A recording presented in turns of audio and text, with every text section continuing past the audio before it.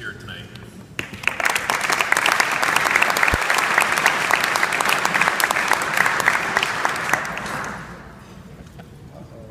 Good evening, I'm Dennis.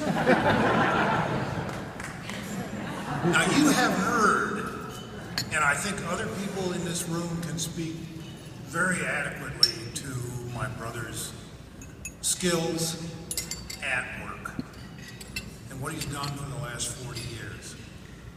I want to cover something different. Here it comes. From the time that I became sentient, from my first awareness, my brother was there. We were 15 months different in age, and we did a lot of things together. We had a lot of experiences together. He probably won't talk about how hard scrabble some of those days were.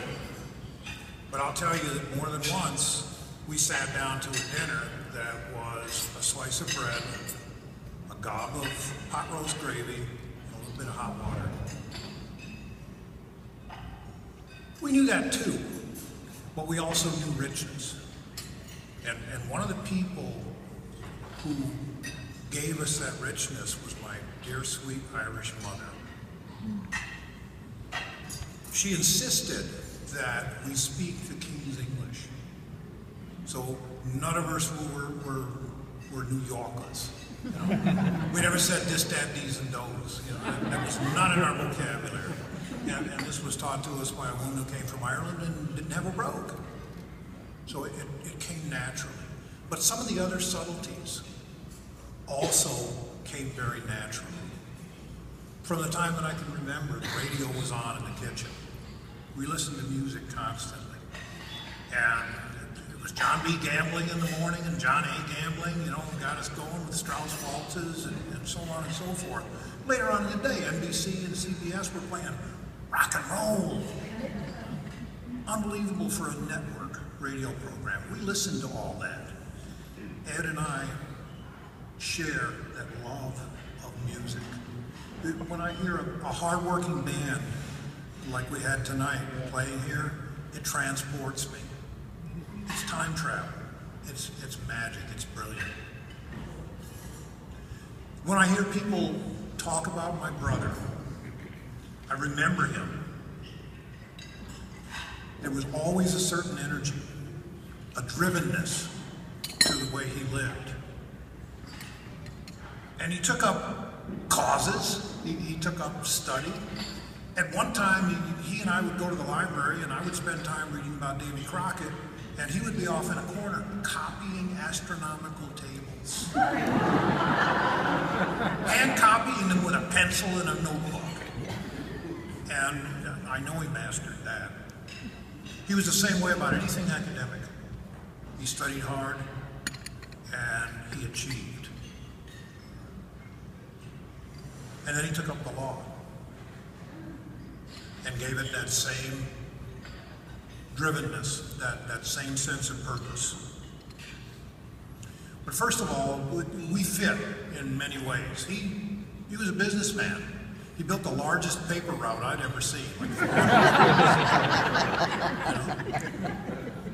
But he didn't understand things mechanical.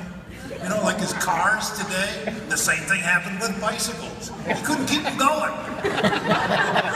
So every couple of months, he'd come in and say, hey, I need a bike. And I'd put one together for $8 or $10 and sell it to him. I made a comfortable living on this.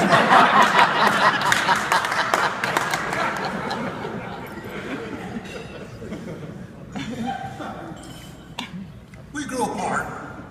I went to Michigan, I joined the military, Ed came to Oregon, and we started our families and checked in with each other every so often. There were calls on Sunday and that sort of thing. But when we got together, we could talk at a level that other people couldn't. There's that sort of family language, you may have it in your own family. Very shorthand, you know, so it's not a surprise to me when I get a text from Ed these days and it's one word. Good. Okay.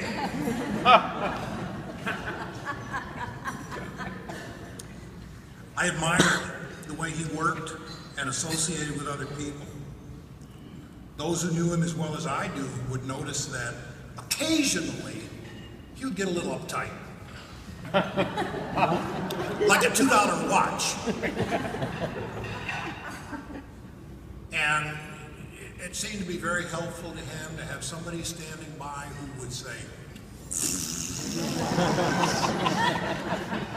and then he'd come out of it after a while. Ed's efforts to build good relationships with other people is translated into lasting friendships and bonds worldwide. Now a new threshold awaits. Will he sit still? Doubtful. If he sits for any period, the site had better be hardened and it better be fireproof, because the friction of sitting still for him will ignite a fire. I believe he'll continue doing what's important: to reflect, to teach, and to ponder.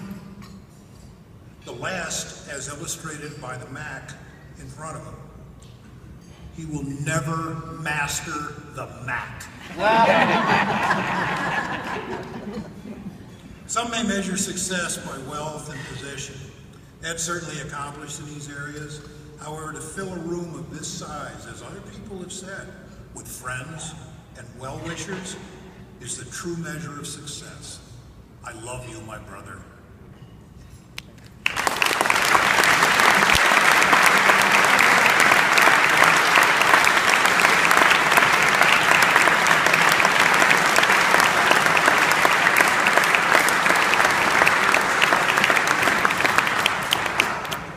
And then to continue with the family's theme, we'll have Ed's daughter, Mary Sullivan, come.